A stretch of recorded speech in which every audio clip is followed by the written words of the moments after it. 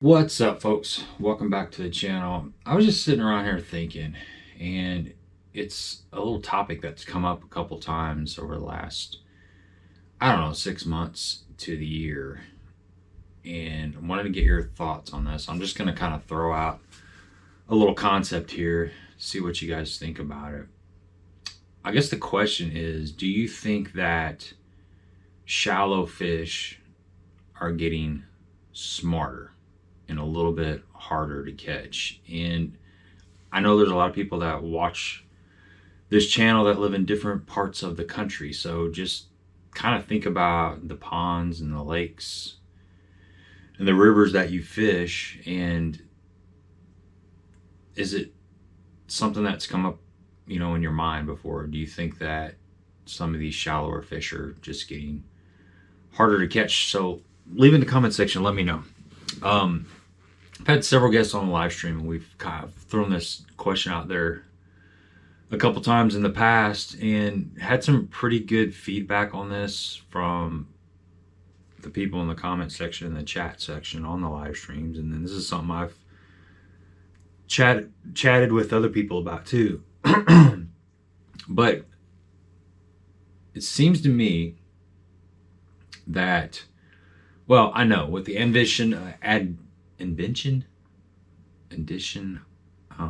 since folks started using forward-facing sonar, there's a group of fish that are getting pestered all winter long. Now, these fish were, let's say, I don't know, I think it's safe to say like 3 years ago. That's kind of when a lot more people started getting forward-facing sonar. And I mean, it's been around for a while. But unless you're a crappie fisherman, it took a while to transfer over to bass fishing, like to where the masses have it. Now it's pretty common that I fish out of a John boat.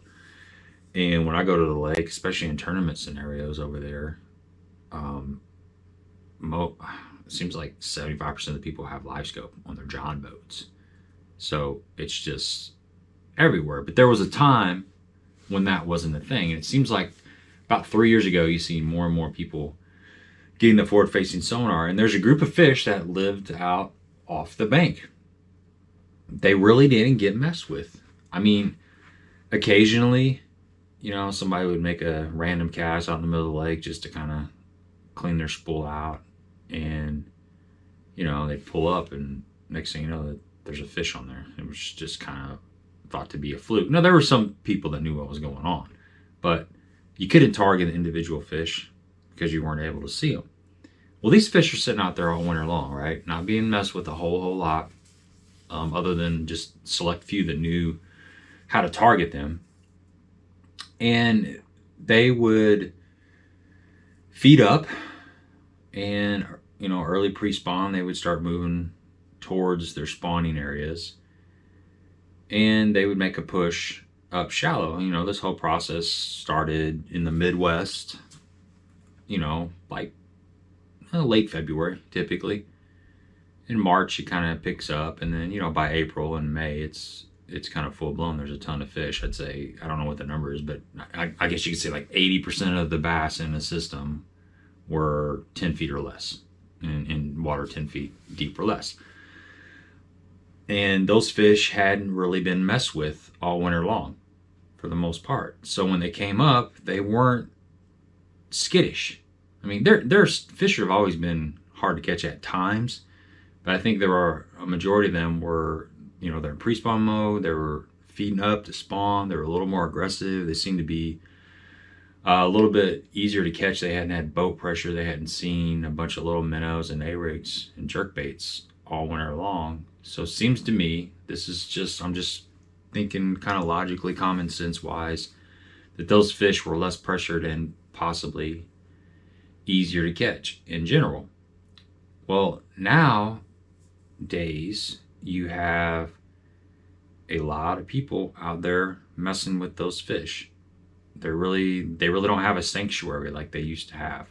They can't really relax. There's no place for them to rest.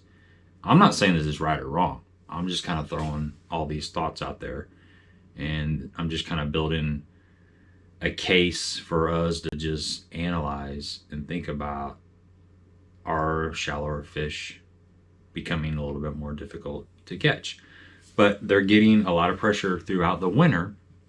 So when they do come in shallow, they're skittish. I mean, they've been chased around the lake. Some lakes more than others. But I think it's pretty fair to say that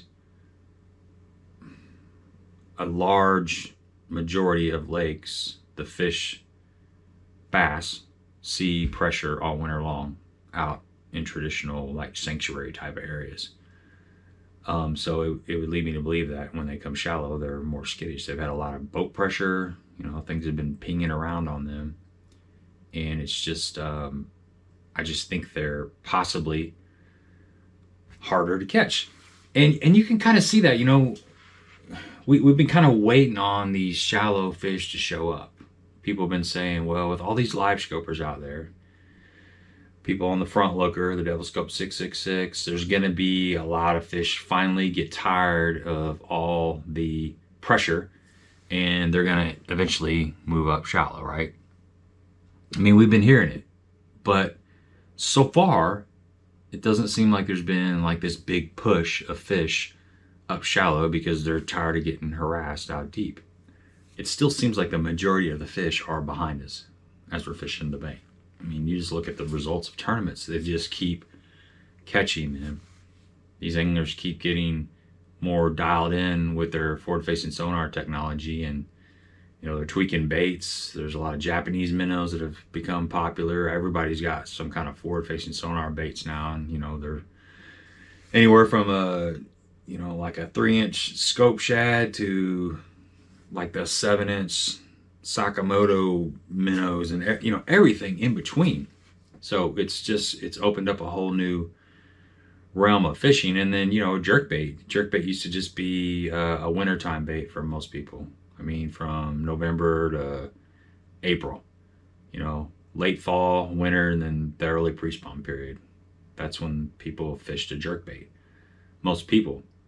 Now it's all year long because of forward-facing sonar. The A-rigs become deadly, more deadly. So these fish are getting a lot of pressure.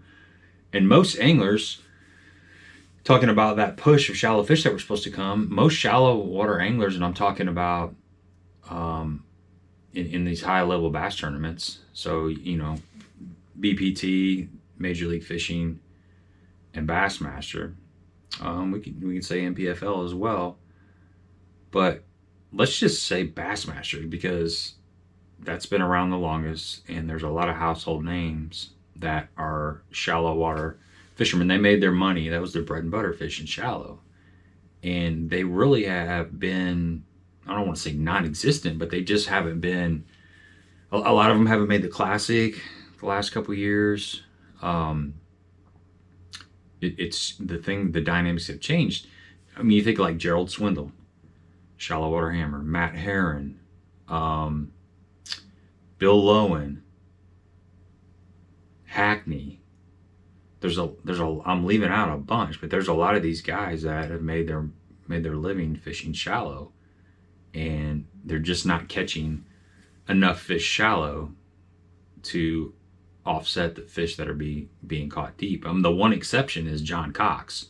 I mean, John Cox has still been able to snipe enough fish to stay very, very relevant. I mean, he's a threat to win most tournaments. And there's going to be tournaments around the spawn and on grass fisheries where there are enough fish up shallow all the time to do good. And those are the fisheries where fish do stay up shallow, like in the grass lakes. There's still a significant population of fish that live shallow all the time. But are those fish harder to catch? Because they may move in and out of the grass, and I think a lot of times they do.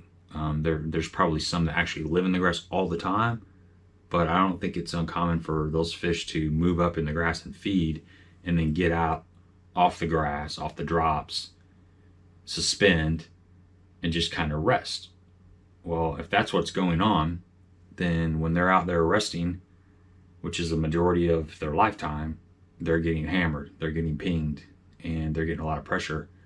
So then when they move in shallow in that grass to feed on bluegill or shad or whatever they're feeding on, they're a little more pressured. They may be a little bit harder to catch. You know, one thing I do notice that has happened around here is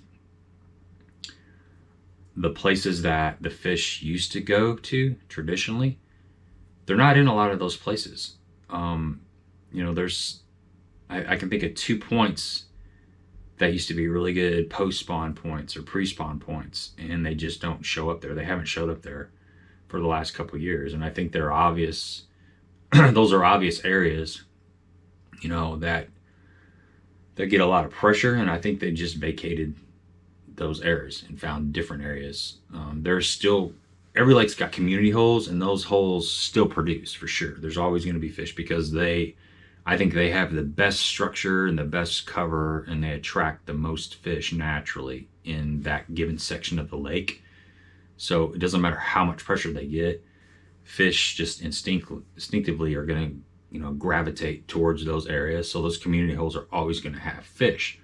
But there's a lot of lesser community holes that were, you can say they were local holes that just don't seem to have as many fish on them. Or have you noticed that on your home body of water, that maybe there's some places that used to always get a bite that you don't get a bite anymore? And that's got to do with pressure, in my opinion. There's just a lot more people out there fishing. People are smarter.